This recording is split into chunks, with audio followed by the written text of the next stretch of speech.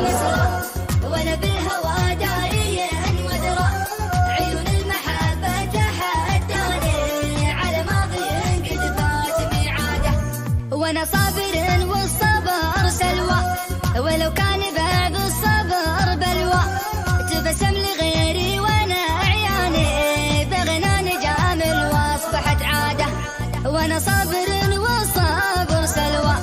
ولو كان بعد الصبر بلوى تبسم لغيري وانا عياني بغنى نجامل واصبحت عاده سرى الليل انا ويا المسرى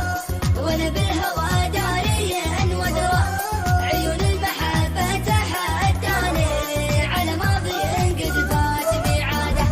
في الماضي اسمع تماثيله مثل قصة القيس مع ليلى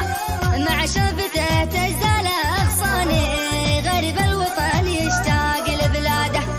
في الماضي اسمع تماثيله مثل قصة القيس مع ليلى مع شوفته تزال أغصاني غريب الوطن يشتاق لبلاده سرى الليل أنا ويا المسرى وانا بالهوى داري وادرى عيون المحبة تحداني على ماضي قد فات ميعاده النظر لي بعين الرضا مرة طوت الحبل والرضا جره سكت الزهر واخذها الجاني عرض منهجه للكيد من كاده نظر لي بعين الرضا مرة طوت الحبل والرضا جره سكت الزهر واخذها الجاني عرض منهجه للكيد من كاده سوى الليل انا ويا المسرى وانا بالهوى داري وادرى عيون المحبة تحداني على ماضي قد فات ميعاده سرى بسراب وانا تايه اتبع رضا النفس والغايه ولا جيت باصل تعداني نشف السراب ولا حد صاده سرى بسراب وانا تايه اتبع رضا النفس والغايه ولا جيت باصل تعداني نشف السراب ولا حد صاده سرى الليل انا ويا المسرى وانا بالهوى داري وادرى عيون المحبة تحداني على ماضي قد فات ميعاده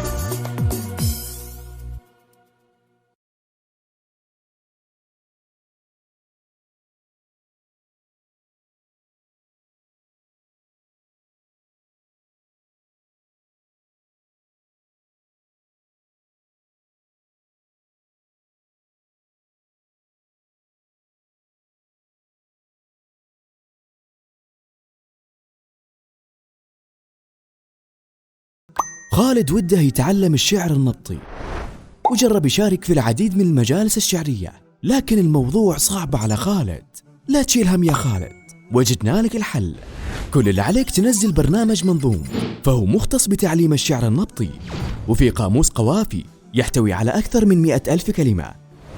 ويعلمك بعد دروس عن البلاغة، وكمان يعلمك الوزن واكتشاف الكسور اللي في القصايد. لا وبعد تقدر تشتري منه قصايد بسرية تامة. تطبيق منظوم، طلع الشاعر اللي بداخلك.